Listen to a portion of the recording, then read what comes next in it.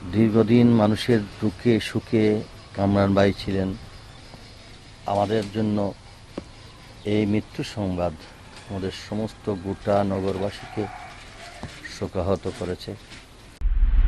আমি প্রথমে গভীর শ্রদ্ধার সঙ্গে তার এই মৃত্যুতে আমি নগরবাসী তথা আমরা সকলেই শোকাহত। তার এই মৃত্যুর সংবাদের জন্য আমরা প্রস্তুত ছিলাম না। আমরা আশা করেছিলাম তিনি ধীরে ধীরে সুস্থ হয়ে আমাদের মধ্যে ফিরে আসবেন। কামরান ভাই অত্যন্ত সদালাপী একজন ব্যক্তিত্ব ছিলেন।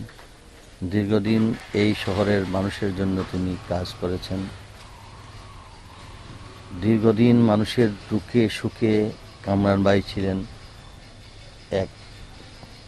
আমাদের জন্য এই মৃত্যু সংবাদ আমাদের সমস্ত গোটা নগরবাসীকে শোকাহত করেছে।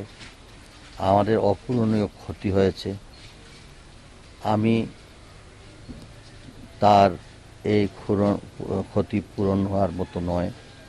আমি তার বিদেহী আত্মার মাগফিরাত কামনা করি এবং একই সাথে আমি তার শোকসপ্ত পরিবারের প্রতি গভীর সমবেদনা জ্ঞাপন করছি এবং নগরবাসী তথা তাকে যারা ভালোবাসেন বর্তমান এই পরিস্থিতির আলোকে ধর্ম বর্ণ নির্বিশেষে সকলের কাছে অনুরোধ, আপনারা বাসায় বাড়িতে মসজিদে মন্দিরে আপনারা মহান রাব্বুল আলামিনের কাছে প্রার্থনা করেন যেন তাকে আল্লাহ তাআলা জান্নাতবাসী করেন এবং তার সুষম পরিবারের এবং আমাদের সকলকে ধৈর্য ধারণ করার ক্ষমতা দেন।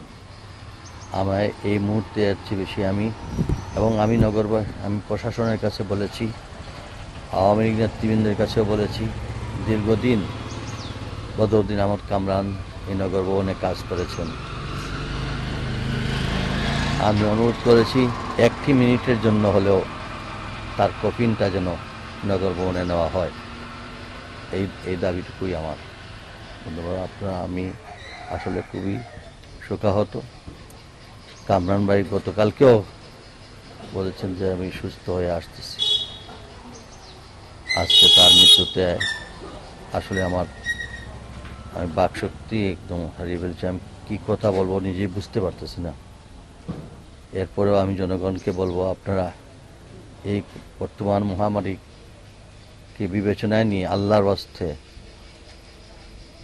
অপ্রয়োজনে ঘরের বাইরে যাবেন না। দয়া করে দেখতেছেন, বিশেষ করে যারা রোগী বয়স্ক ইভেন এখন ইয়াংরা বলছি, অনুরোধ করছি কোনো কারণ ছাড়া যেন ঘর থেকে না বাইরে। আল্লাহ আমাদের সকলের সহায় হন।